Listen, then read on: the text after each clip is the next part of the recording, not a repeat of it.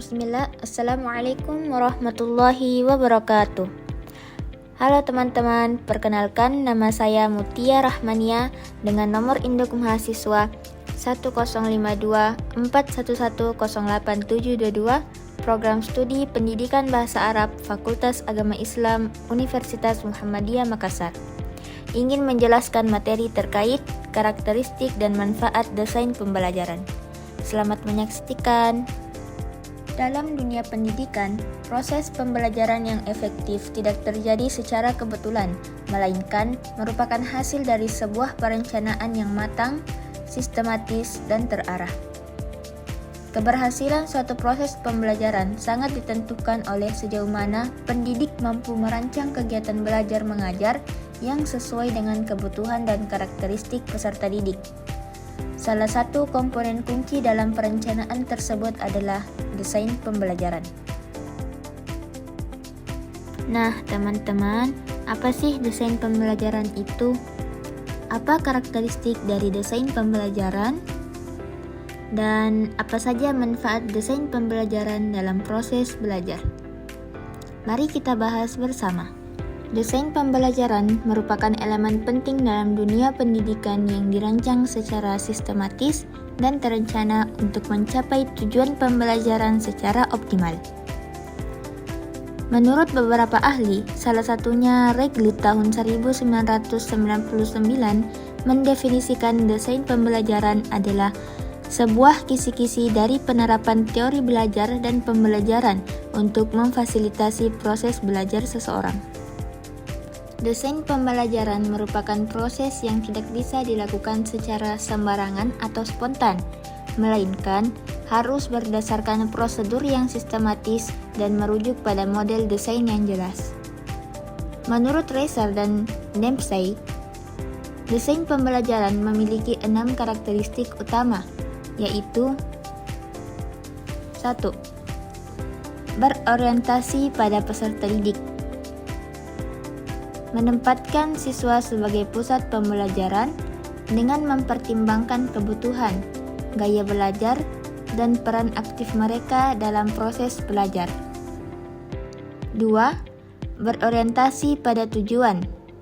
Setiap perencanaan pembelajaran harus didasarkan pada tujuan yang jelas, terukur, dan relevan, meliputi aspek yang kognitif, afektif, dan psikomotorik. 3. Berfokus pada pengembangan dan perbaikan kinerja peserta didik, bertujuan untuk meningkatkan kemampuan siswa secara menyeluruh serta mengatasi kekurangan dalam hasil belajar. 4.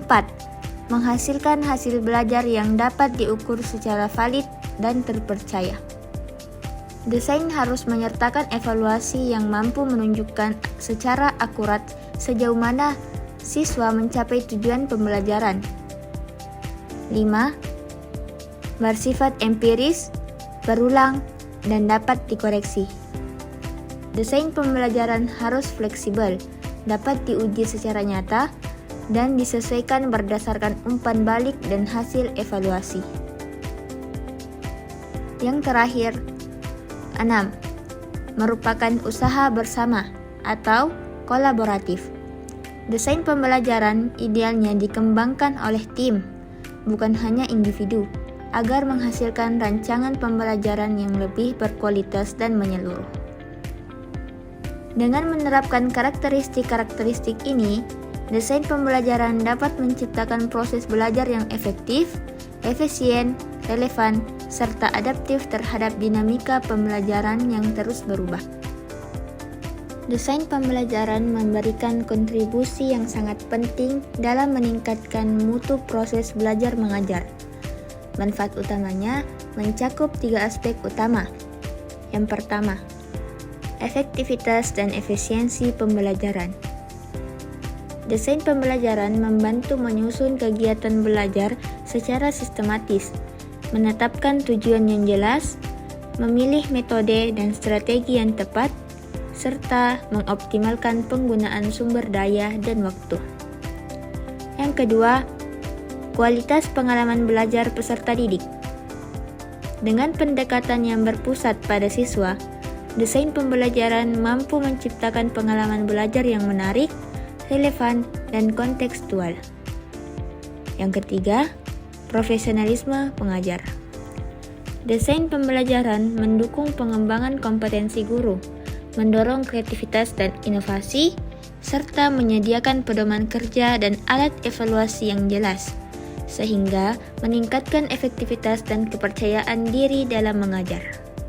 Desain pembelajaran adalah proses sistematis yang dirancang untuk menciptakan pengalaman belajar yang efektif dan efisien.